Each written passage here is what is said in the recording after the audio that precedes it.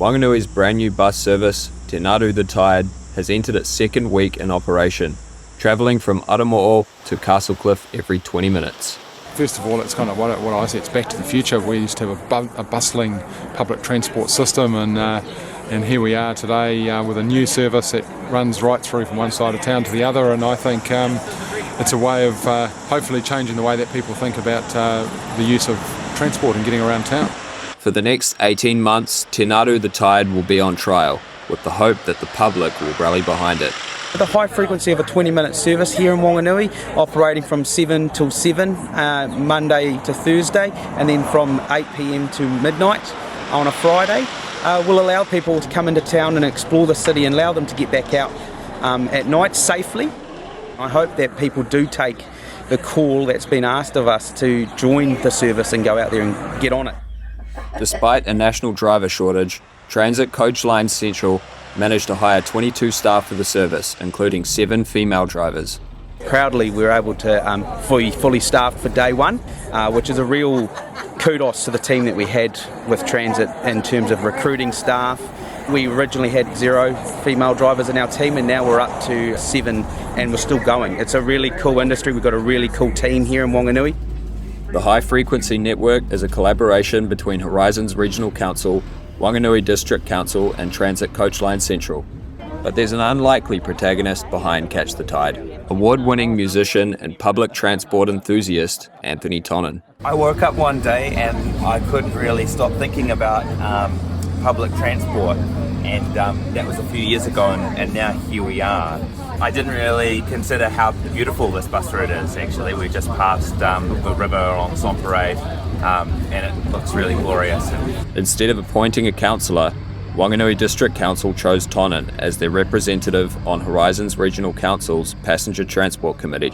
Anthony's a star. Whanganui is so lucky to have him. This was his idea. He conceived it. He pushed it.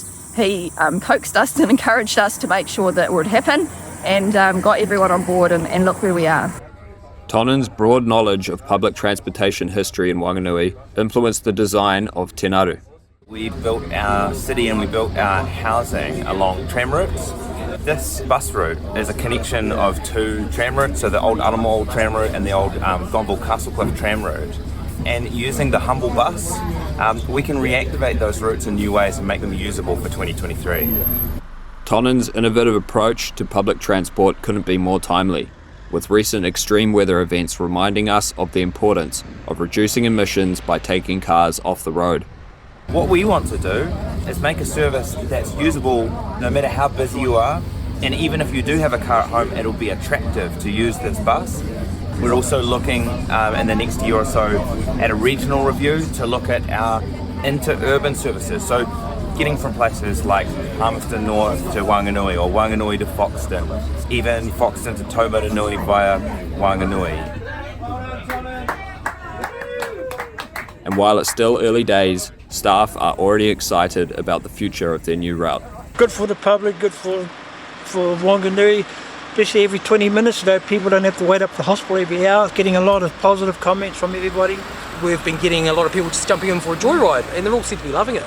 I've never used the bus service before until Monday just gone, and I thought I'd jump on and do it myself, and the frequency is just, it's perfect. Because of the service that's going every 20 minutes, people don't have to wait so long for appointments or pickups or whatever they have to do. A lot of people utilise it more on a Friday when they're out having dinner and a meal. Potentially, if we're on a night out, then it's the kind of thing that we might go for, and then just take the kind of half an hour walk home. If we were going to work, then maybe not just yet, because it's morning hours are precious. I think this is a really, really good step for Whanganui. I'm really, really proud of what they've done and the opportunities that it offers. I'm just glad that we've got females on board, because they've changed the whole atmosphere around us males. Because you know how you get male dominated this and that. They've just chilled everybody out. Everybody's happy to live with each other. The males are just getting on with each other. We've got some ones who've mown and grown, but they live in the 60s, but they'll get out of it here now. This is the last stop here. And then my day finishes and I just drive straight back to the yard. Ben Carter, Local Focus.